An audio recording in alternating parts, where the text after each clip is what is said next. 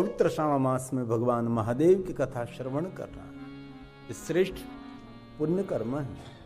इस महीने में धर्म का अनुसरण करें। इस महीने की एक विशेष महिमा है और गुजरातियों का पवित्र श्रावण मास कृष्ण पक्ष में पूर्ण होता है और गुजरात के बाहर उत्तर भारत में पवित्र श्रावण मास शुक्ल पक्ष में पूर्ण हो जाता है। और विशेष करके आज छठ की तिथि है कृष्ण पक्ष की और सप्तमी आएगी। अष्टमी के दिन विशेष प्रकार से महादेव की पूजा की तो महिमा है, लेकिन अष्टमी पवित्र श्रावण मास की ये भगवान द्वारकाधीश भगवान कृष्ण जी की प्रागट्य का दिन है, इसलिए उसको हम जन्माष्टमी कहते हैं। और इस पवित्र श्रावण मास में जो त्रयोदशी पड़ती है उसके दिन रुद्राभिषेक विशेष प्रकार से भगवान महादेव का करना चाहिए। जो आपके पास कोई विद्वान आचार्य है तो उसके द्वारा, और कोई विद्वान नहीं है तो आप पंचाक्षर मंत्र बोलकर भगवान महादेव को अभिषेक कर सकते हैं। अति रुद्राभिषेक भी हो सकता है। इस महीने में बहुत सारे मैंने शिव भक्तों को देखा है, पूरे महीने तक 108 ब्राह्मणों को अपने घर पर रखते हैं और एक साथ में 108 ब्राह्मण नित्य रुद्राभिषेक करते हैं, रुद्री पाठ करते हैं। एक महीने तक पहले से ये शिव भक्त व्यवस्था करते हैं। और कहीं शिव भक्त 11 ब्राह्मण, कहीं शिव भक्त 5 ब्राह्मण, कोई 3, कोई 2 ब्राह्मण।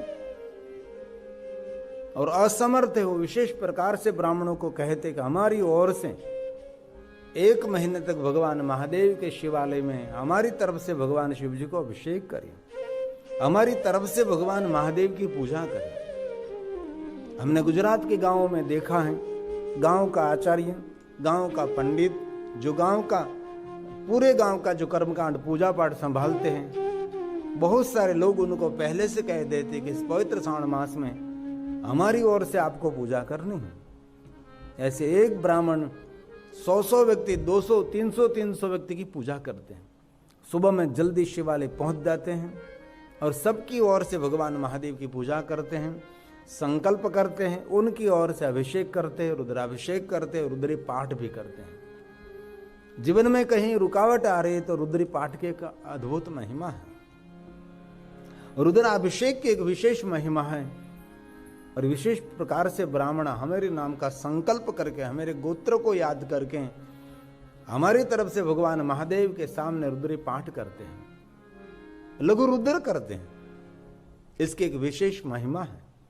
हम सभी भगवान महादेव के शिवालय में पूजा करने के लिए नहीं जा सकते तो हमारी ओर से, हमारा आचार्य, हमारा कुलाचार्य, हमारा कुलगौर, हमारी ओर से भगवान महादेव की एक पवित्र श्रावण मास भगवान महादेव का पूजन करते हैं। विशेष प्रकार से बिल्वपत्रों से महादेव का पूजन करते हैं। विशेष प्रकार से अलग अलग सौभाग्य द्रव्यों से भगवान महादेव का पूजन इस पवित्र श्रावण मास में किया जाता है।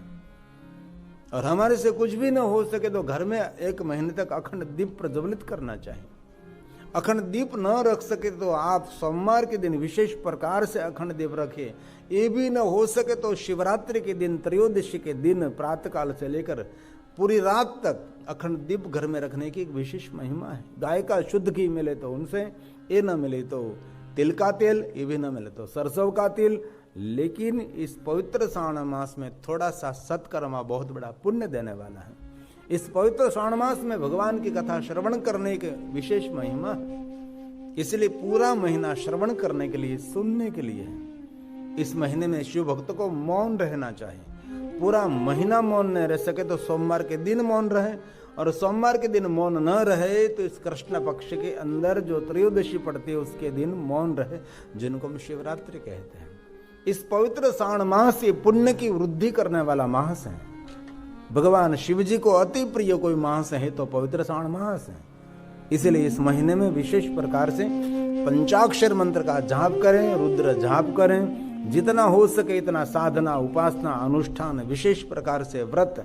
और 16 सोमवार का व्रत शुक्ल पक्ष में प्रथम सोमवार से व्रत का प्रारंभ रहता है। इसलिए हम सभी मेरे भाग्य की सराहना करते हैं कि हम सब मिलकर इस पवित्र श्रावण मास में विशेष प्रकार से भगवान महादेव को याद कर रहे हैं। कथा श्रवण करना कोई छोटी बात नहीं, कथा श्रवण करना भगवान की श्रेष्ठ उपासना है।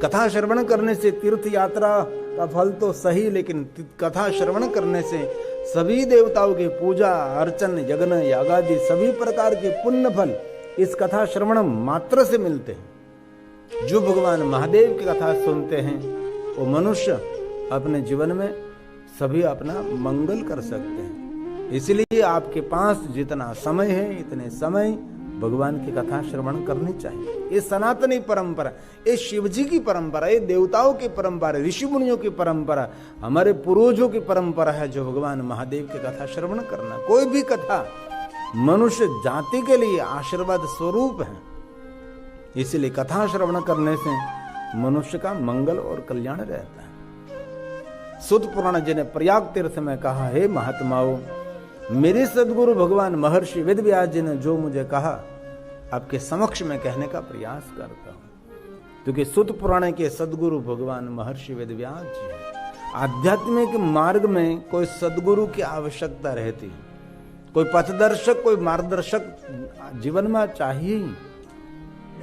ऐसे कोई आध्यात्मिक मार्ग में आगे नहीं बढ़ सकता, उनके लिए कोई पथदर्शक, कोई मार्गदर्शक, जिनको हम गुरु नहीं कहते, जिनको हम सदगुरु कहते, जो सद पंथ पर ले जाते हैं। हमारे में कुछ ऐसी कोई आदत है तो छुड़ाने के लिए वो प्रयास करते हैं, व्यवहार सिखाते हैं, विचारों की गति देते हैं और वाणी में पवित्रता देते हैं। अंतर आत्मा को जगाने का कार्य सदगुरु का है। इसीलिए हमारी परंपरा में सबके पर कोई न कोई सदगुरु है, और कोई भी हमारा सनातनी ऐसा नहीं कि जिनके पर सदगुरु की छत्र छाया नहीं है। हमारे गुजरात में बहुत सारे समाज ऐसे हैं जहां तक उन पर सदगुरु की छत्र छाया नहीं रहते वहां तक उसका विवाह भी नहीं होता। विवाह से पहले उसको सदगुरु धारण किया जाता है और सदगुरु उसको मार्गदर्शन करते, बाद में बेटे का बेटी का विवाह रहता है। ऐसे बहुत सारे समाज को हमने देखा है। इसलिए अपने अपने सदगुरु की एक श्रेष्ठता है। और ये 7 वार में से ये बृहस्पति का जो गुरुदेव गुरुवार है उसकी विशेषता है। और विशेष प्रकार से गुरुवार के दिन गुरुदेव की उपासना करते हुए, बृहस्पति देव को याद करते हुए आज के दिन विशेष प्रकार से खीर का भोजन करना चाहिए और गुरुदेव को खीर का भोजन अर्पण करना चाहिए। ये गुरुवार की श्रेष्ठता है। एक ज्ञान देने वाला, समझ देने वाला, दिशा दिखाने वाला एक गुरुवार है। लिंगोत्पत्ति श्रुता शुभा श्रुत्वा यस्या प्रभावेन दुख नाशो भवेद्य। जो मनुष्य भगवान महादेव के लिंग स्वरूपों की कथा श्रवण करते हैं, ये मनुष्य अपने जीवन के दुखों में से मुक्त रहता है। और भगवान स्वयं शिव एक ऐसे देवता हैं जीवन के सभी दुखों में से मुक्त कर सकते हैं।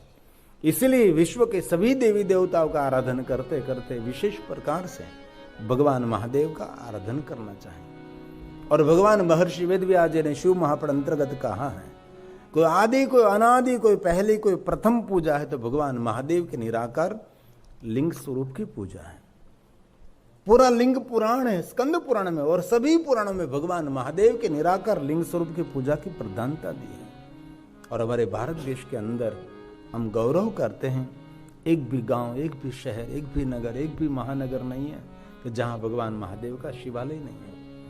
हर गांव में शिवालय है, और जिस गांव में शिवालय नहीं, इस गांव में कभी पैर भी रखना नहीं चाहिए। इस गांव के प्रति कभी दृष्टि भी नहीं करनी चाहिए।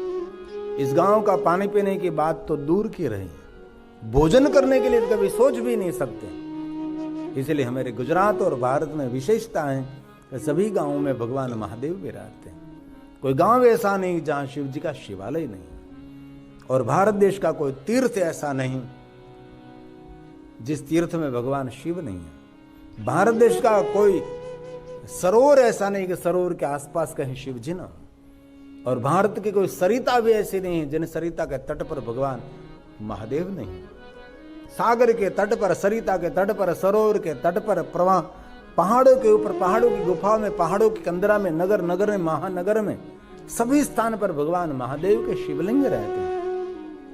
इसलिए स्वयं ब्रह्मा जी ने नारद जी को कहा था, नारद कितने भगवान महादेव के शिवलिंग है, संख्या न विद्यते। अभी तक किसी देवताओं ने भी गिनती नहीं की और मैंने भी कभी गिनती नहीं की।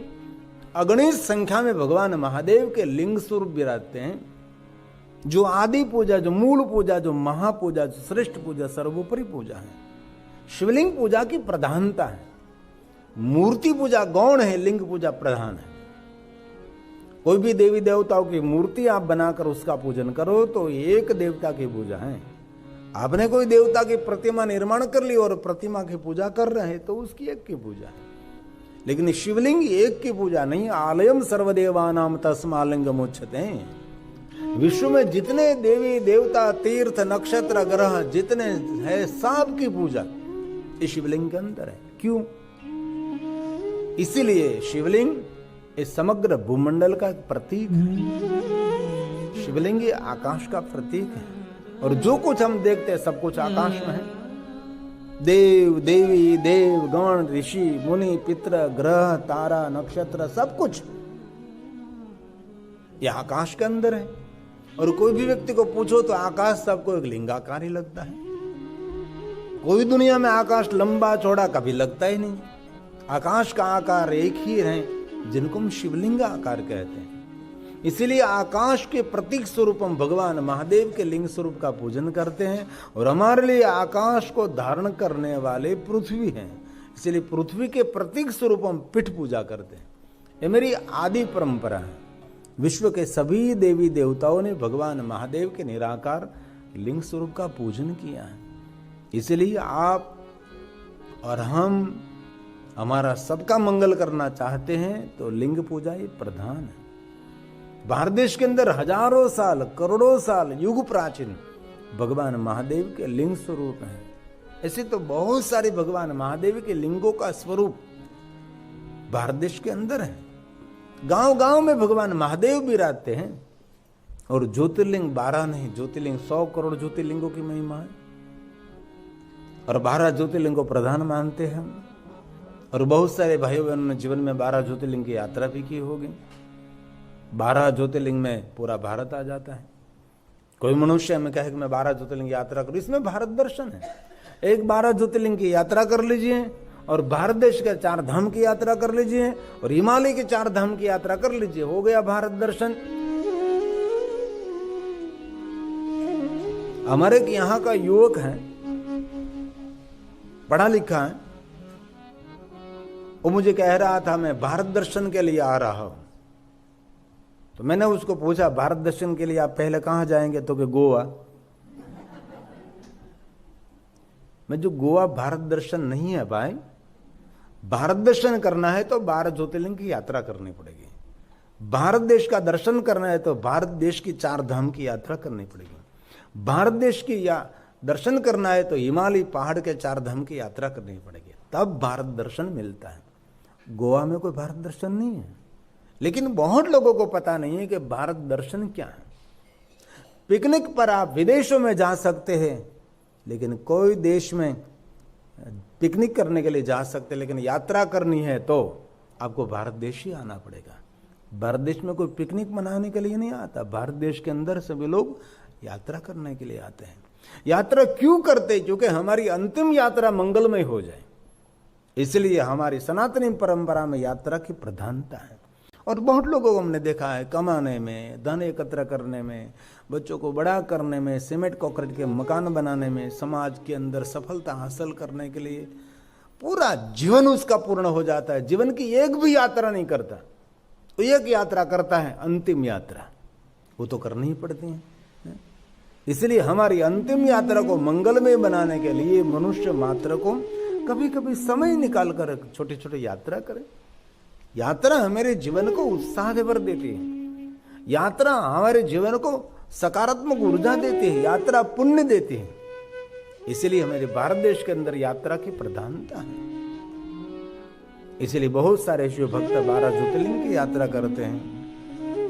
बहुत सारे कृष्ण भक्त गोकुल, मथुरा, वृंदावन की यात्रा करते हैं। लेकिन गोकुल, मथुरा, वृंदावन की यात्रा का फल यमुना तटे भूतेश्वरम भूतनाथ महादेव देते हैं। महादेव की जो यात्रा की, महादेव का पूजन अर्चन दर्शन नहीं किया तो सभी यात्रा, सभी पूजन दर्शन अधूरा रहता है। चूंकि शिव मनुष्य जाति का मूल है, इसलिए हो सके तो नित्य 12 ज्योतिर्लिंग को याद करना चाहिए। 12 ज्योतिर्लिंग को याद क्यों करते? क्योंकि 12 ज्योतिर्लिंग को याद करने से एक हृदय में ज्ञान की ज्योति प्रज्वलित रहती है। और ऐसा नहीं कि सुबह में एक बार ही करें, कभी भी 12 ज्योतिर्लिंग को याद करते रहें। प्रातःकाल जरूर 12 ज्योतिर्लिंग को याद करें और संध्या समय को याद करें। कभी भी 12 ज्योतिर्लिंग के स्तोत्र बोल सकते हैं। भले हमने 12 ज्योतिर्लिंग की यात्रा तो नहीं की, लेकिन कम से कम 12 ज्योतिर्लिंग के नाम कंठस्थ तो होना चाहिए। ऐसे बहुत सारे शिव भक्त नित्य 12 ज्योतिर्लिंग का पाठ कर। और कभी महादेव की पूजा के लिए अलग अलग मंत्र स्तोत्र आपके पास नहीं है तो 12 ज्योतिर्लिंग स्तोत्र बोलकर शिव जी को जल चढ़ा सकते हैं, महादेव को बिल्वपत्र चढ़ा सकते हैं, महादेव को पुष्प चढ़ा सकते हैं, भगवान शिव जी का श्रृंगार कर सकते हैं। इसलिए कथा के याद स्वरूप कम से कम 12 ज्योतिर्लिंग स्तोत्र जिनको कंठस्थ हैं वो धन्य है, लेकिन जिनको कंठस्थ नहीं है रोज रोज रोज बोलते रहिए, थोड़े दिनों में तो कंठस्थ हो जाएगा। अरे सुनते सुनते भी आप श्रवण करते करते कंठस्थ कर सकते हैं। तो आइए, पवित्र श्रावण मास चल रहा है और महादेव की कथा भी है। हम सब साथ में गाएंगे, साथ में बोलेंगे। जिनको कंठस्थ हैं और साथ में सुंदर मंगल ध्वनि के साथ मेरे साथ बोलेंगे। और जिनको 12 ज्योतिर्लिंग कंठस्थ नहीं है उसको घबराना नहीं है, उसको लिप मोमेंट करनी, खोटू खोटू ओठ फफड़ावाना છે, જેથી કરીને મને તસલ્લી થાય કે અમને 12 જ્યોતિર્લિંગના નામ કંઠસ્થ છે। કારણ કે આપણે તો ગુજરાતી ઇમિગ્રેશનમાં પકડાતા નહીં કે કથામાં થોડા પકડાય। ઇમિગ્રેશનમાંથી જો હેમખેમ ગુજરાતી બહાર નીકળી જતો હોય તો પછી કથામાંથી તો માણસ સહેલાઈથી નીકળી શકે ને।